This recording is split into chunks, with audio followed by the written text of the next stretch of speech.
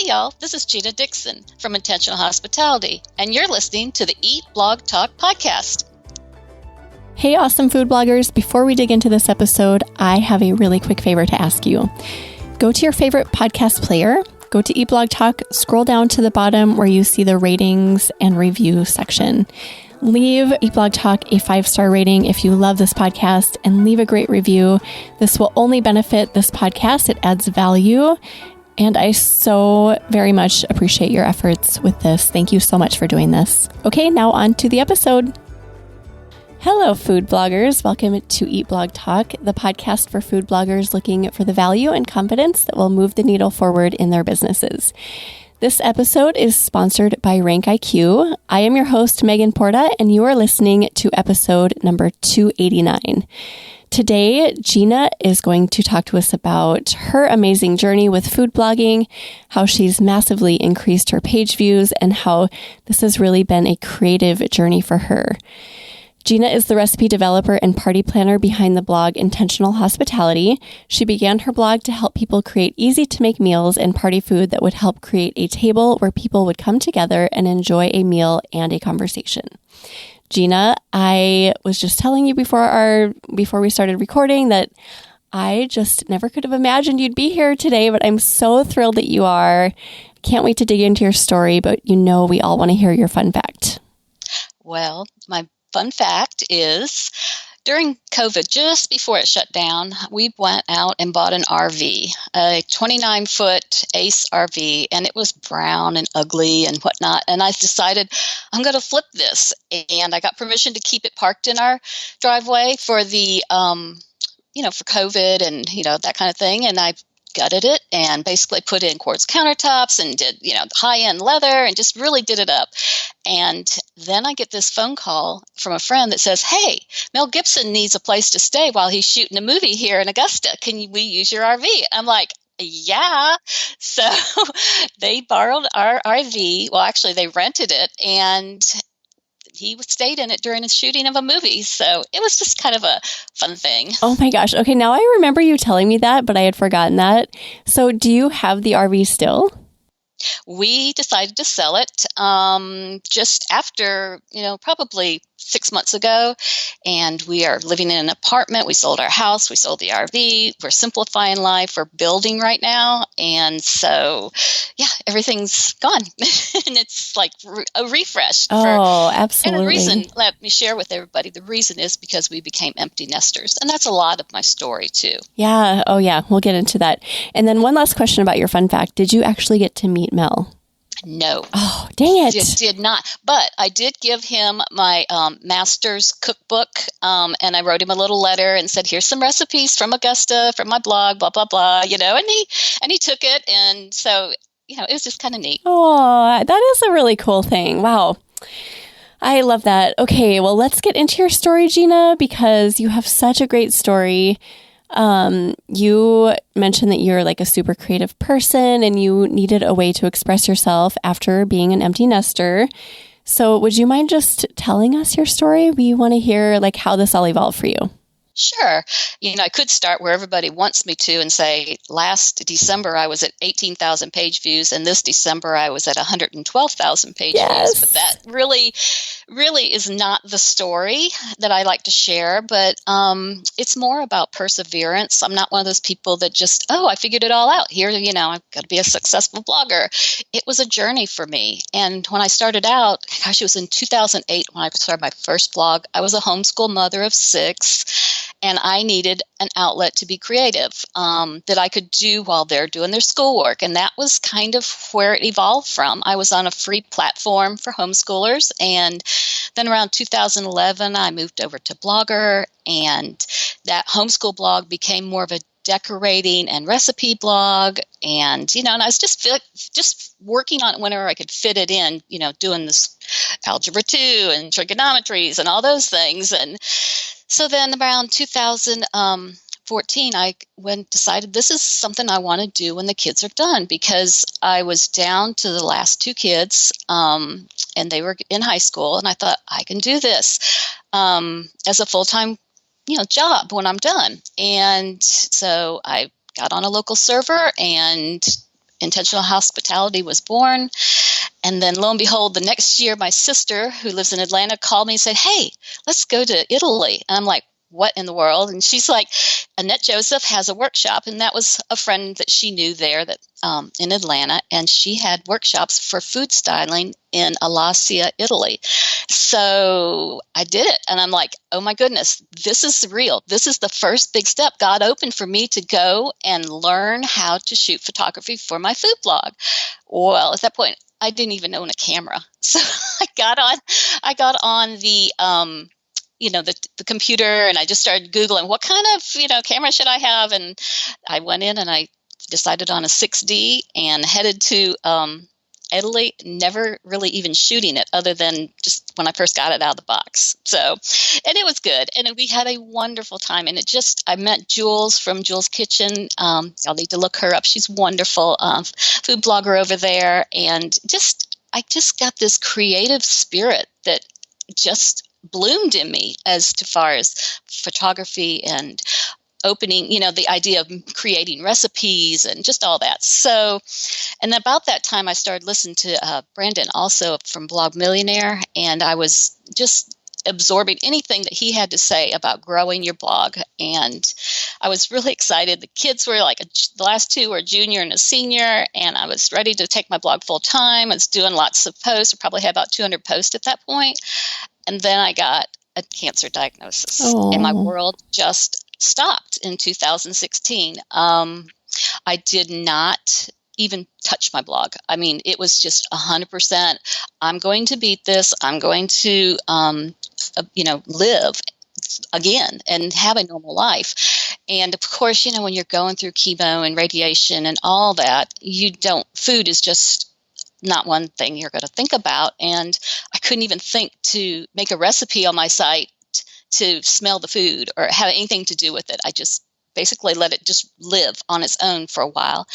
And then after all the treatments and I got the clear, I spent 5 years of recovery from that cancer treatment. Had a lot of issues. And if anybody ever wants to talk to me, just let me know, because colon cancer is a lonely kind of treatment sometimes that it's a challenge, as if any cancers are. But I would love to talk to some people if anybody was interested about it on another time. But so during that last 5 years after recovery, I started working for a medical examiner. It's a local paper here, and he had me write a recipe twice a week. And I thought, okay, I can do that. And that's about all I could get done. So it gave me some time to kind of get back into it and have my, my photography published. And I was like, okay, this is like real, And at that point, I thought I need to work on my photography. So I booked a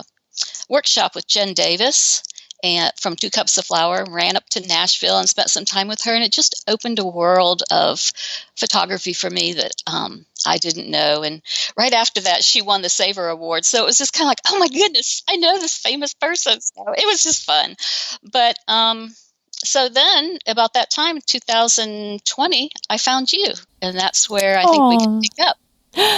Okay, your story, Gina, I mean, I kind of knew a lot of this because we had talked about it in bits and pieces over the past year, but putting it all together, it's so inspiring, and you are just, I'm almost in tears. You're just so strong and inspiring, and I really appreciate you putting that out there for people to come to you, because I can't imagine what kind of loneliness that is. And just going through, I know you had a lot of pain, and I can't imagine 5 years of that. Yeah. The first 2 years after my treatments, I didn't hardly touch my blog either because the pain was so bad. I was basically chair-bound in my home for a long time, So it is lonely. But it's all for the glory, and now here we are. Oh, my goodness. Okay, so you found Eat Blog Talk. Thank goodness. You've been like this light for the Eat Blog Talk community since I met you.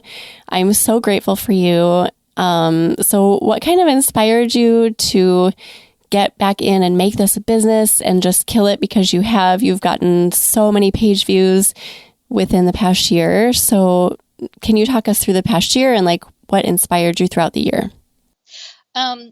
really wanting to be somebody other than a homeschool mom. And I know that sounds terrible, but 25 plus years of schooling my kids, I knew that I did not want to go back to work. I mean, I have a degree, but I just didn't want to go back. But I wanted to be an entrepreneur. I wanted to do my own thing so I could take care of, right now, my 13 grandchildren. Somebody can drop off the kids and, run, go shopping or whatever. I just want to be there for them, but still be successful as a woman and contribute an income, which is something I really had not done for so many years. So it was important for me to find an outlet, something I love to do, but yet something that was creative, because I'm a crafter, I'm a watercolor artist, color pencil. I love all those things. But doing the blog filled that need also to be creative. And that's why I decided to do that instead of go back to work. I think that's so brave of you to just say to yourself, I want to be successful as a woman and contribute an income. And this is, you said it's the first time that you had done that, right? It's because you had been married all of these years and you'd put your kids through school. So how inspiring that you were just like, okay, it's my time. I'm going to step up and I'm going to use my creativity to dig into an entrepreneurial business and I'm going to crush it. That's exactly it. Yes, I love it. And okay, so you mentioned Brandon from The Blogger Millionaire, who is also the founder of RankIQ, and he was kind of in your mind too, and he inspired you to dig in. Can you tell us a few things about like maybe what he said along the way that inspired you and how that encouraged you? Well, he has, and I know he shares this openly, that he has some really heavy health issues, and then his wife also had cancer, and so I kind of understood a little bit about being an entrepreneur and living with things that make it difficult more than the norm, when it comes to your health. So in that sense, I just really connected with him, and then probably, I guess it was in 2020, maybe 19, he started talking about this new thing he was getting ready to put out. And I got really excited because what he was saying was just like, this can't be this good, kind of thing. And so I did join a first person, in there. One of the, that first week we jumped in and we started doing optimizations of keywords through his, I don't know what you would call it. It's not really a service, but his tool. Yeah. And, chatted back and I'd say, hey, this didn't work, or, we tweaked it together as we went through that first month. And one of my posts I did with him was number one within less than 2 days. I was like, wait a minute, if I can do this through here, what can I do with some of my other content? So I realized how valuable that tool was. And I started using it to go through all my posts and re-optimize, I guess you would say, my old ones. And I only did new ones using RankIQ also. So things just started growing. Okay, you introduced me to RankIQ. Thank you, because it is my favorite tool and I feel like it's a little secret. And I remember mentioned, I think it was like a hummus post. Is that right? Is that the one that went to number one on Google within days? Yeah. Okay. Yeah, it was a roundup post. It wasn't even a recipe. So I gave a lot of, I had 50 other hummus recipes, and I gave a lot of Google juice to a lot of other bloggers. So that kind of made me happy because people stay on that one so long. It was exciting. That is exciting. And I don't know if I've told you this, Gina, but my goal in 2022, I started January 1st, is to create 3 non-recipe posts a week, all new, and all of them I run through RankIQ. Of those 3 a week, I'm not creating anything outside of RankIQ content. And so far, I mean, my January was up from last year. I think it was 25%, which isn't like crazy, but it is considering it's January. Yeah. I mean, it was really good for me.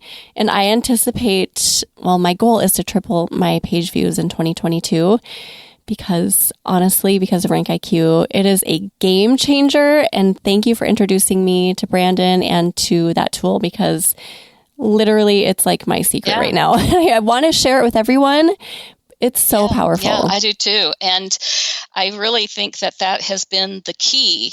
So the thing that really, I think, grew my site the most was I stopped trying to learn everything. I think I spent so many years taking this course, taking that course, learning to do this and trying to get everything perfect before I even really started. And so I just stopped learning basically, except for maybe, one afternoon a week.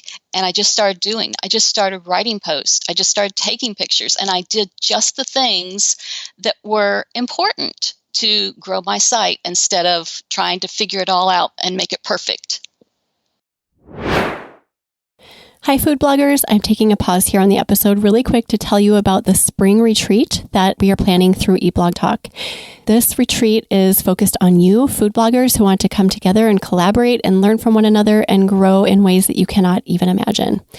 The retreat is taking place on May 19th through the 22nd, 2022, here in Minneapolis, Minnesota.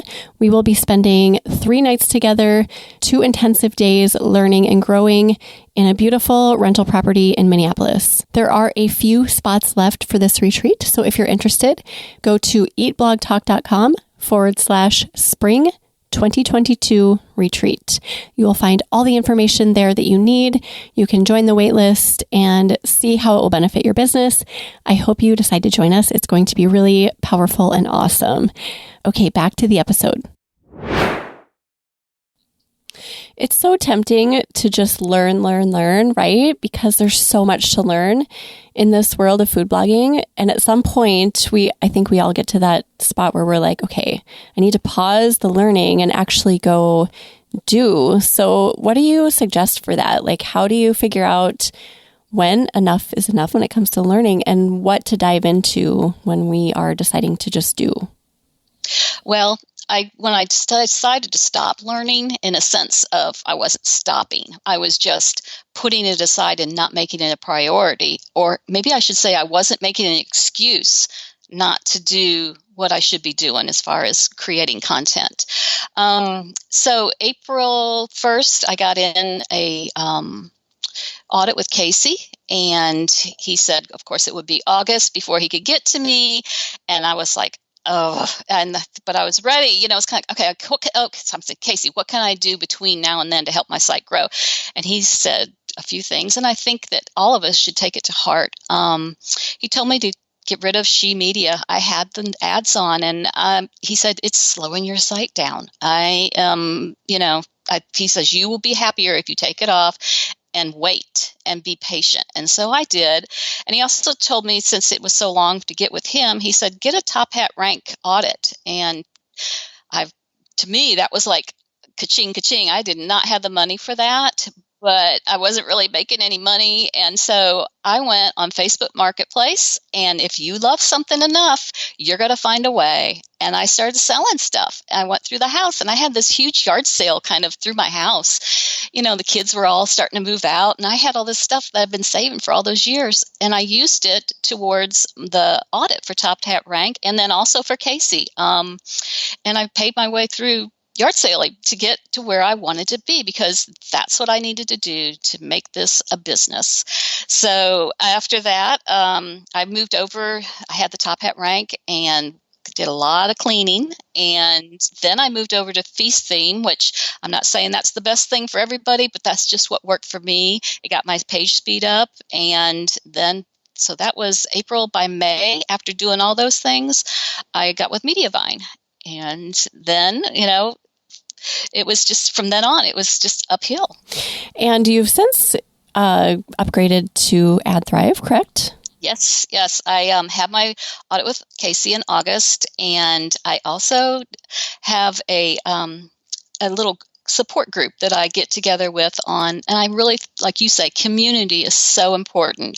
I was part of the mastermind with Eat Blog Talk, and I've met some friends there, and we started saying, hey, we're missing, not seeing each other all the time. So we get together on Tuesdays and we just work together.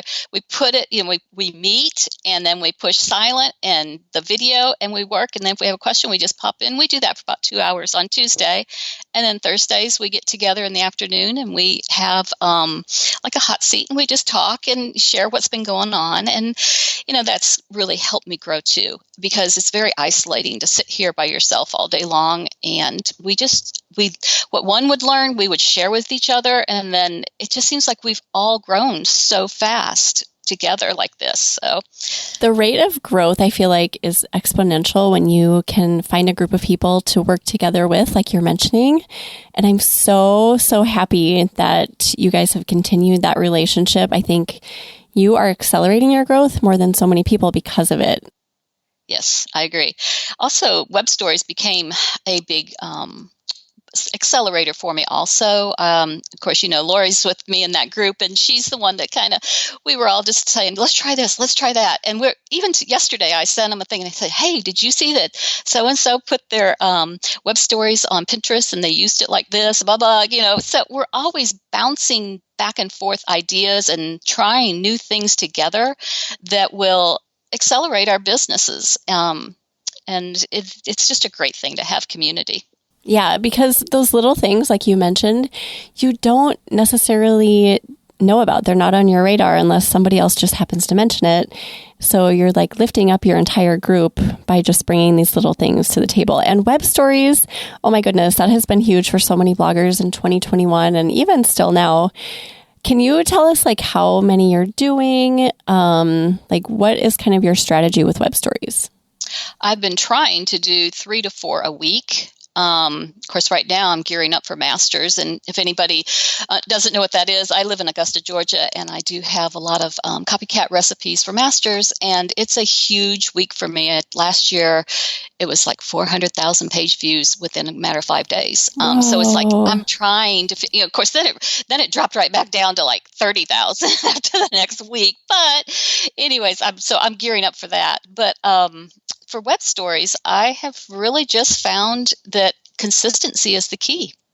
I don't necessarily have pretty fancy ones, but they always are run first through the Google Trends, and I use the exact word in Google's Trends to make my title. And so I did a healthy Caesar salad dressing the other day, and I went into the tool, and it typed in Caesar salad, and I used those words, nothing to do with my words in the sense of healthy, but that was what people were looking for. And so they just got a healthy dose once they went to it. So. Right. So you use Google Trends to determine your keywords. Now, do you do like the previous year? Do you search for like, where do you search? What time frame do you search for Google Trends? I search 1 day. 1 day. I switch it to 1 day. Yep. I do. And I think that, it works best. I mean, thank goodness mine are getting indexed right away within less than, 12, 24 hours. And I mean, I'm running, on average 1,000, page views, on my stories a day. So, it does bring traffic in. It really does. There are a lot of people, as you know, that aren't getting indexed, and I feel so bad for them. Do you have any insights as to why? No, I don't, but I really feel that they need to work at finding the reason. We have had some success. If you find a story that has not been indexed, to go in and completely change the name. You don't necessarily need to change the story, but just change the name with certain keywords in it and then republish it. And that seems to help some. It's just perseverance with Google. They don't seem to know either sometimes. We just are all learning together. So. I love this quote from Andrew Wilder in a previous eBlog Talk episode. He said something like, "This is Google's world and we just live in it." And I thought that was so funny. It's like, we don't even know what's going on, and we don't know if they know what's going on, but we just kind of feel like we're being tossed around. Like, what is the deal? But thankfully, you've made it work. You figured out how to just be consistent with web stories and keep producing them. And that has produced some extra traffic for you. It sure has. Just like, I guess the 2 keys is SEO for your posts and SEO for your web stories. Right.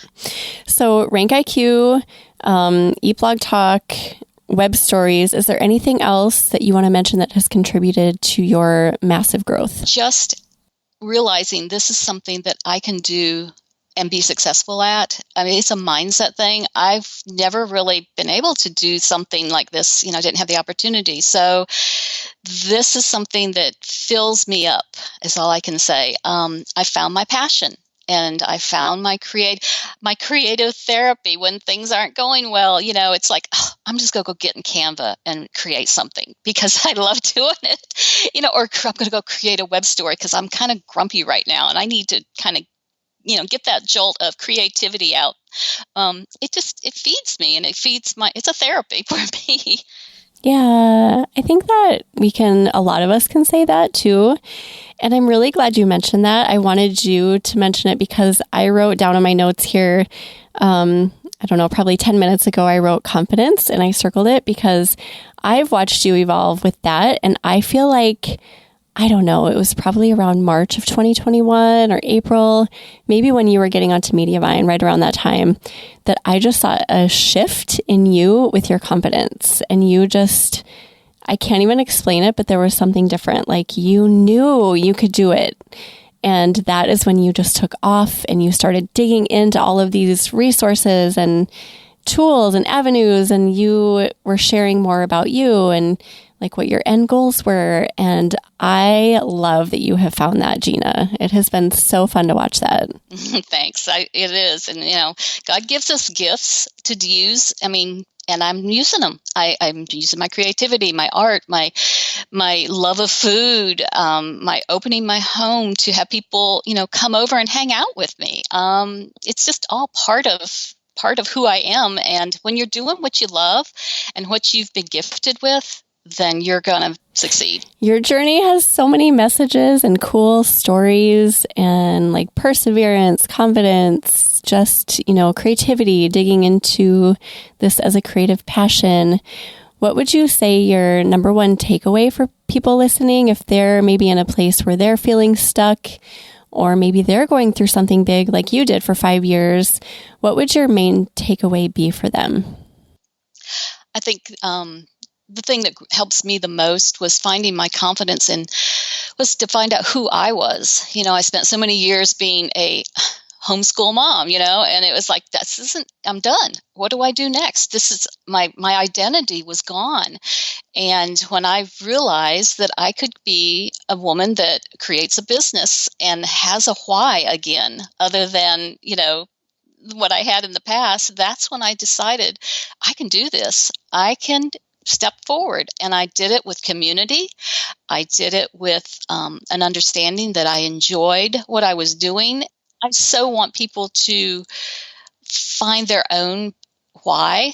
And my why was because I was gifted with certain things and I used them, and I was becoming a woman that wasn't just a mom, but actually a woman that could create something and use those gifts to help other people, even if it was just a recipe or a tip to open their home and have people in. We are mothers and daughters and all those things, but we're also more than that. We're creative beings. And I think that when we're in the transition of going from a mother to who am I, this was something that we can fill our lives with, building a business and being creative and just giving to others besides those that are in your home. And that's how I look at my site. I'm giving others an opportunity to open their homes and to bring people into their homes and enjoy serving them without stressing out and just having community within their own home. That was beautiful. Oh my goodness, Gina. What an amazing conversation. You have inspired me today, even having already known you. This was such an inspiring conversation, and I know that you're going to inspire food bloggers. Thank you for being vulnerable and sharing all of this. I know it probably wasn't super easy to dig into a lot of some painful things from your past, but we really, really appreciate you. Thank you. All right. Well, you know how it goes. We want to hear if you have either a favorite quote or words of inspiration to share with us. I do. I have a verse that I always like to put at the bottom of my emails because I want my my readers to feel comfortable to open their homes, and it's all about community within the home for them. And I put, "Do not forget to show hospitality to strangers, for by so doing, some people have shown hospitality to angels without even knowing." And I think it's so important, especially right now. Our world is so turned upside down and so divided that if we could just see past who the people are by their race or their color or whatever, just let people in your home and feed them, and you'll grow and you'll learn that they're just like you. And I think that's really important. I've never gotten so many goosebumps in an episode before. That was so good. Oh my goodness. Thank you for ending that way. You're amazing. Gina, we're going to put together a show notes page for you. And if you want to go look at those, you can find them at eatblogtalk.com/intentional hospitality.